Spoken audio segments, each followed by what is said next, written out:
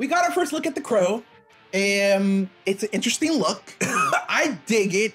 I wasn't a fan of the haircut of Eric Draven and his Crow transformation, right? Because the hairline looked really pushed back. It was an odd, like, photo. I don't know if they're gonna fix that in post. I've seen my mutuals and I've seen others' takes on this, and it's really in like this negative area, right? They're either like not for it or on the fence with it. I'm a huge Crow fan. I hear the passion in a lot of people's voices.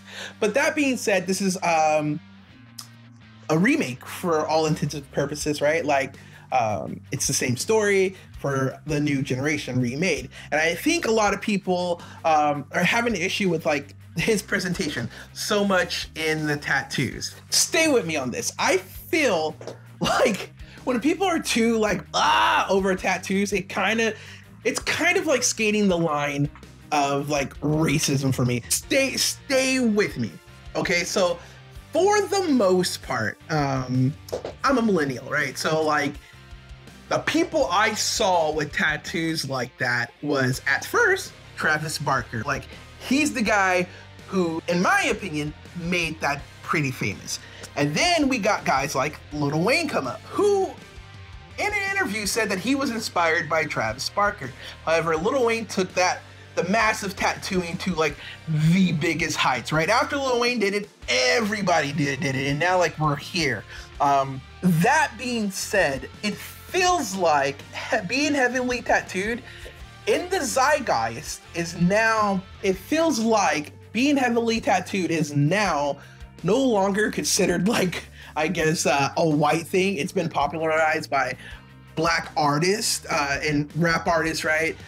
So now I feel like it's kind of seen as a Black thing within the zeitgeist of popular tattoos. Stay with me. We get to Jared Leto's Joker, and that's kind of like the same train. Like people were like, oh my God, he's so tattooed. And like the underneath of current of that was, he's too hip hop, he's too rap, he's too Black. And like that was a character. Fudge, drip was big. Like the term drip was associated with Jared Leto's like Joker so much. So I'm just saying like that lets you know like where that undercurrent of like racism is, that because of the popularity with rap music and Lil Wayne and all these people doing like these whole cover tattoos, and it's more in the popular pop culture zeitgeist that you see more Black guys being heavily tattooed, that is associated with that when we see it happen with the Joker and Eric Draven, now it's like, I can't accept this, blah, blah, blah, blah. Although it's popular, I still think, like, I see people who look like Joker and Eric Draven, like these new iterations of these characters daily, who are white people. You go to Dutch Bros, you go to Starbucks, you go anywhere really, or at least where I'm from, California, like our hipsters, our goth, our pop goth, our industrial goth now, are super tattooed. It's weird to me that people are like, I've never met anybody look like that before, like this white guy who's a goth asset.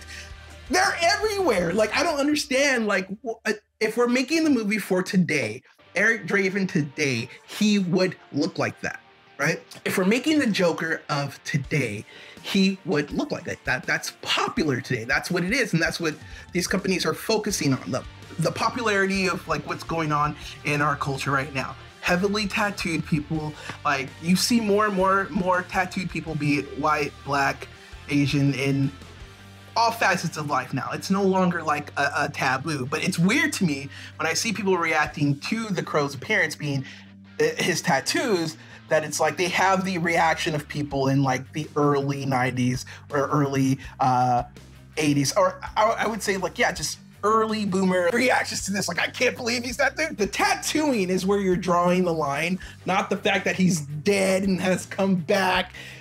Everything else is believable, but the tattoos, right? Like that's what's kind of odd to me, and that's my spiel, right?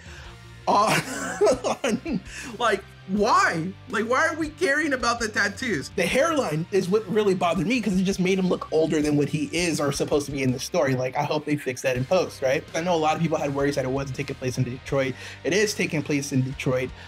It is going to follow the story more to the comic book where it's a car breaking down, which is the inciting incident, right? That happens instead of like an apartment complex thing. The one thing that we should be concerned about is the director, because in my opinion, the director is untested. Now, the director his first name is Rupert. I'm blanking on his last name, but I know like his credits are not the greatest, two of which have had some serious controversy and blowback. He did Ghost in the Shell with Scarlett Johansson. He was going to do the biopic about Big Tex, which is about a transgendered person. And I believe there was controversy about that because Scarlett Johansson was up to play that character also. If there's anything to worry about is what it looks like after he's done editing it in his director chair. I do think he will be given solid performances from FKA and Bill. I'm interested in seeing what their versions of Top Dollar 1010 Fun Boy look like. Like I'm excited to see what those characters look like, and then what their interpretations are going to look like.